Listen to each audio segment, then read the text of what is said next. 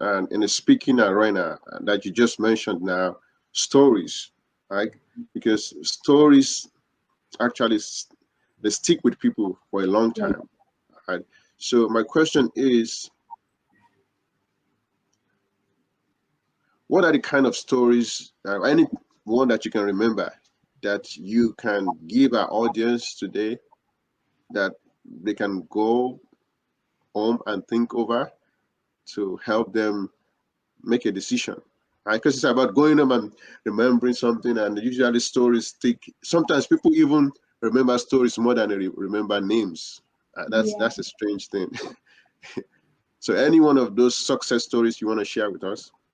Okay, so the success story I have to share is I think the major success story is my journey into faith.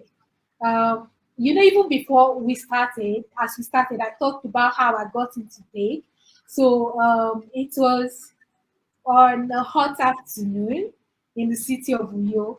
So I was just thinking to myself, like in me, you have a lot of potentials in you, but at the moment you're confused. You don't know which one to go for. And you can't be staying at home. I just came back from service. You can't be staying at home without doing anything for yourself.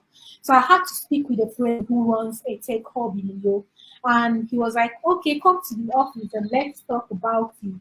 And because I was like, I told him I can be an asset, like I can offer to maybe be a content developer for the organization.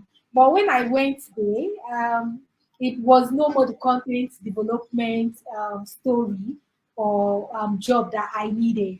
He now recommended that okay, there's a whole lot of opportunities in tech, and the space is still kind of fresh.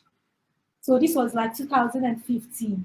So why don't you um, get started? Okay, I'll recommend you start with Android development. I'll recommend you start with Android development. So deep down, I've never programmed before, and then it was Java, XML. I've never programmed before. I didn't even know how to use the laptop very well, being that I didn't own one. So thanks to him, he told me that there was a computer in the office that he's not been using, that the computer doesn't have a battery, but he's going to give it to me to use it for the time being. So I was happy because this is an opportunity for me to start something new, for me to get into a field that I wasn't exposed to, that I didn't have a pre-knowledge of. But okay, I know it's not going to be a walk in the park.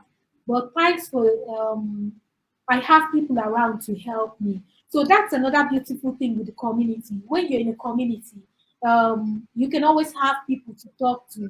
When you have a challenge, you can always run to them.